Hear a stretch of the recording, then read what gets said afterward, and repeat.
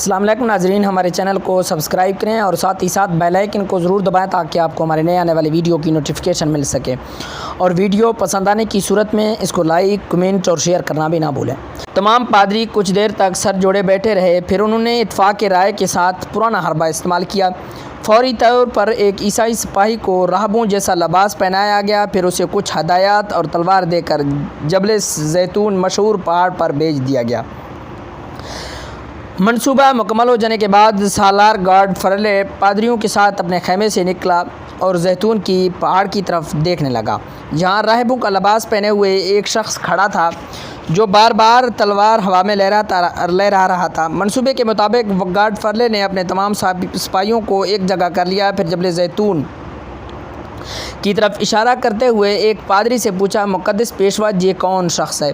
پادریوں نے بھی مصنوعی حیرت کے ساتھ یہ منظر دیکھا۔ پھر ایک راہب انتہائی خوشی کی لہجے میں پوری طاقت سے چیخا، یہ سینٹ جارج ہیں جو سلیبیوں کی مدد کو آئے ہیں اور تلوار کے اشارے سے کہہ رہے ہیں کہ پوری طاقت سے حملہ کرو، میں تمہارے ساتھ ہوں اور یروشلم تمہارا ہے۔ سینٹ جارج عیسائیوں میں ایک بڑا عبادت گزار شخص تھا جسے عیسائی ولی کا درجہ دیتے تھے۔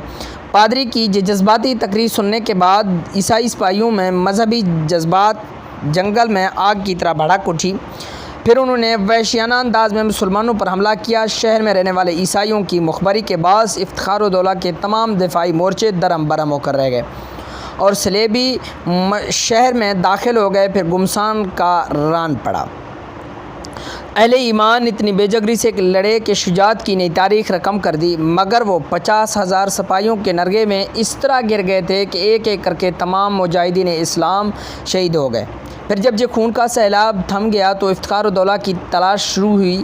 وہ مرد شہید عیسائی سپاہیوں کو اس حالت میں ملا کہ اس کا پورا جسم زخموں سے چھلنی تھا، مگر شہادت کے بعد افتخار و دولہ کے ہاتھ میں تلوار تھی اور ہونٹوں پر ایک آسودہ مسکراہٹ۔ علامہ اقبال نے اپنے فارسی شعر میں مرد مومن کی تصویر کشی کچھ اس طرح کی ہے، نشان مرد مومن باز گویم چوں مرگ آمد تبسم بر لب اوست۔ میں تجھے دوبارہ مرد مومن کا نشان بتاتا ہوں کہ جب موت آتی ہے تو اس کے ہونٹوں پر تبسم ہوتا ہے، یہ اقبال نے فرمایا تھا۔ مجاہدین اسلام کی شہادت کے بعد سپاہیانہ جنگ تو ختم ہو گئی تھی، مگر عیسائی سالار گاڈ فرلے نے بے دست و پا مسلمان شہریوں کے خلاف دوسری جنگ شروع کر دی تھی، ایک ایسی جنگ کی تاریخ عالم میں شاید ہی اس کی کوئی دوسری مثال ملتی ہو۔ گاڈ فرلے نے افتخار و دولہ کی لاش کو اپنے گھوڑوں کی ٹاپوں سے روند ڈالا، پھر صلیبی لشکر درندوں کی طرح شہری آبادی پر ٹوٹ پڑا۔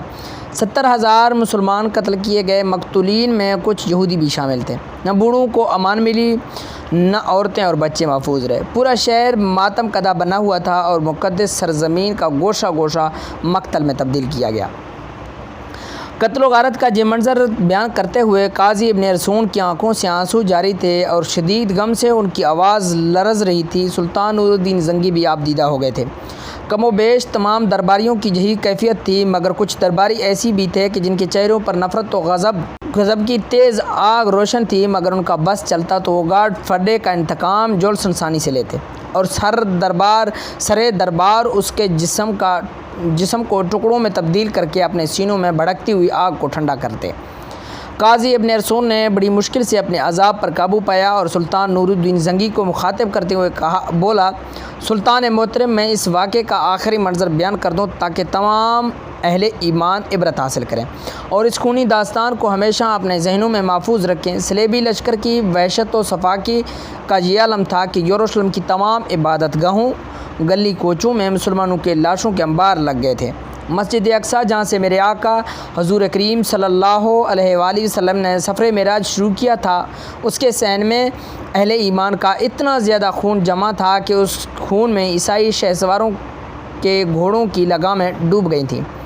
حضرت عیسیٰ علیہ السلام کے مزار مبارک کے سوا بیت المقدس میں کوئی ایسا گوشہ موجود نہیں تھا جو مسلمانوں کے خون سے تر نہ ہو۔ اس قتل و غارت کے بعد مسجد عمر رضی اللہ عنہ کو جی بھر کے لوٹا گیا۔ اس کا سارا قیمتی سامان 6 بڑی بڑی گاڑیوں میں بھر کر لے جایا گیا۔ کہہ کر قاضی بن ارسون نے جولسن ثانی کی طرف اشارہ کیا، یہ شخص جو آج آپ کے سامنے زنجیر پہنے ہوئے کھڑا ہے اور اسلام کی شان میں قصیدے پڑھ کر اپنی زندگی کی بھیک مانگ رہا ہے، اسی خون آشام گارڈ فرے کا پرجوش ہمنوا ہے، یہ کہہ کر قاضی بن ارزون اپنی نشست پر بیٹھ گئے۔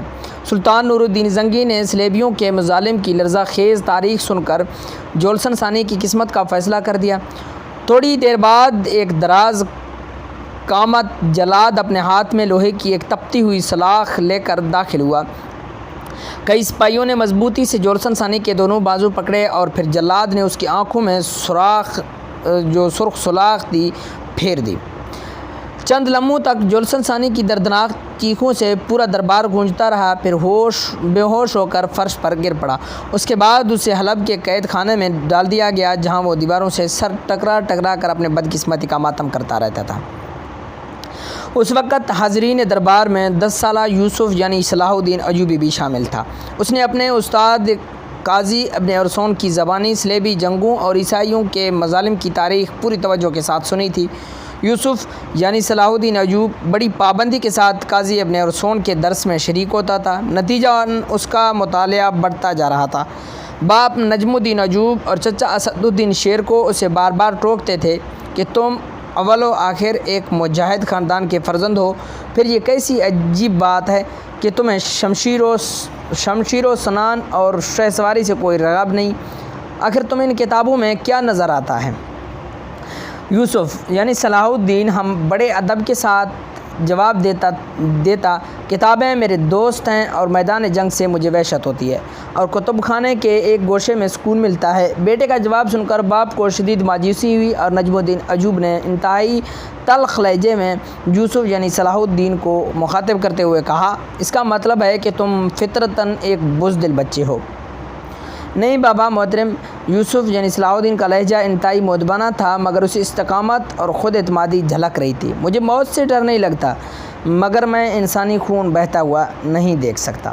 یوسف یعنی صلاح الدین کی یہ امن پسندانہ روش دیکھ کر نجم الدین ایوب اور اسد الدین شیرکو کی توجہ اس کی طرف سے کم ہو گئی اور پھر وہ دونوں یوسف کے بڑے بھائی توران شاہ کو فوجی تربیت دینے لگے۔ نجم الدین ایوب اور اسد الدین شیرکو کا خیال تھا کہ یوسف کی شکل میں ان کا ایک بازو کمزور ہو گیا ہے۔